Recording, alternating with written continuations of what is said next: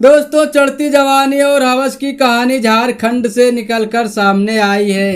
यहाँ पर एक पुलिस वाली ने अपनी काम वासना को पूरा करने के लिए अपनी जान गंवाई, बल्कि अपनी 12 साल की बेटी और 82 साल की बुजुर्ग मां को मौत की सौगात दे दी। यह कहानी खास तौर पर उन महिलाओं को जरूर सुननी चाहिए जो बिना सोचे समझे गलत कदम उठा लेती हैं। अब इस प्रकरण को विस्तार से समझते हैं। साल 2010 में नक्सलियों से लोहा लेते हुए महेश कुमार शहीद हो गया, जिसके बाद उसकी पत्नी सविता को उसके बदले पुलिस विभाग में नौकरी मिल गई। फिर वह अपनी मां व बेटी के साथ पुलिस के हेडक्वार्टर में रहने लगी। उसकी पत्नी के ऊपर दुखों का पहाड़ नहीं टूटा, बल्कि उसे दबाकर पैसा मिला, सरकारी नौकरी मिली, रहने के लिए घर मिला। उसके पास भूख मिटाने के लिए भरपूर साधन थे, लेकिन जिस्म का क्या, उसे भी तो भूख लगती है। लिहाजा सविता ने पुलिस विभाग के ड्राइवर रामचंद्र को ठुकाई ऑपरेटर के तौर पर नियुक्त कर लिया। रामचंद्र एक गठीला बदन व चुस्त शरीर वाला व्यक्ति था, जो महिला को बेड पर मसल कर रख देता था। रामचंद्र पिछले कई सालों से महिला को अपनी जवानी का मजा दे रहा था, लेकिन अब उसके जोश में कमी आ रही थी। दूसरी तरफ महिला की जवानी दिन प्रतिदिन उफान मार रही थी, लिहाजा अब उसे रामचंद्र के साथ मजा आना बहुत कम हो गया था। लेकिन सविता अपनी जवानी के साथ बिल्कुल कोई समझौता नहीं करना चाहती थी, लिहाजा उसने रातें रंगीन करने के लिए अपने दूर के रिश्तेदार पुनीत से संपर्क किया। पुनीत अच्छी तरह से समझ गया था कि उसका ठुकाई ऑपरेटर कमजोर पड़ गया है। एक दिन रात के 12 बज चुके थे। उसकी बुजुर्ग माँ व बेटी सो चुके थे। उसके दिमाग में नए ठुकाई ऑपरेटर पुनीत का ख्याल बार बार आ रहा था कि आज उसका फ्लेवर चेंज होने वाला है। इसीलिए सविता ने कामुक वस्त्र धारण किए थे। पुनीत के कमरे में पहुंचते ही उसको अपनी बाहों में जकड़ लिया और पुनीत ने वक्त न खराब करते हुए प्रोग्राम चालू कर दिया।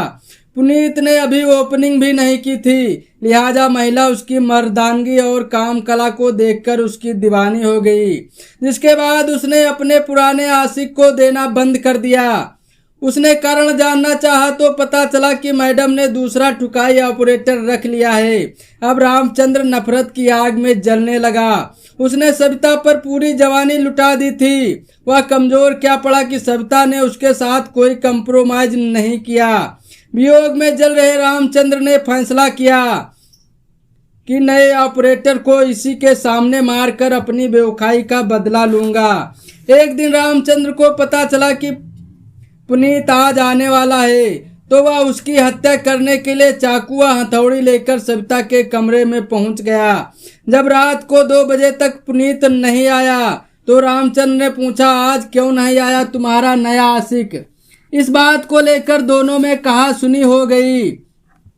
कहा सुनी इतनी बड़ी कि रामचंद्र ने सविता के सिर पर तबाड़ तोड़ वार कर दिए।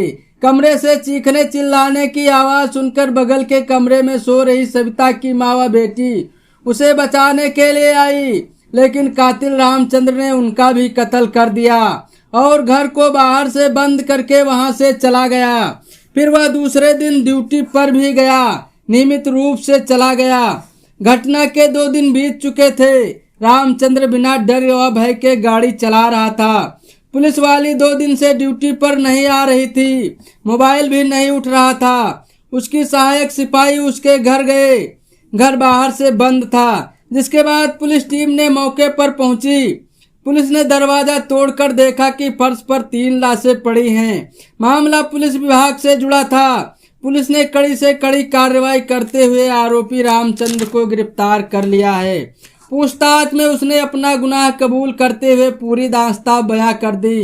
दोस्तों, उम्मीद करता हूं कि चढ़ती जवानी और हवस की कहानी सुनकर आप भली भांति समझ गए होंगे। ज्यादा मजा लेने के चक्कर में सविता ने अपनी जान गंवा दी, लेकिन उसकी बूढ़ी माँ व बेटी निर्दोष मारी गई।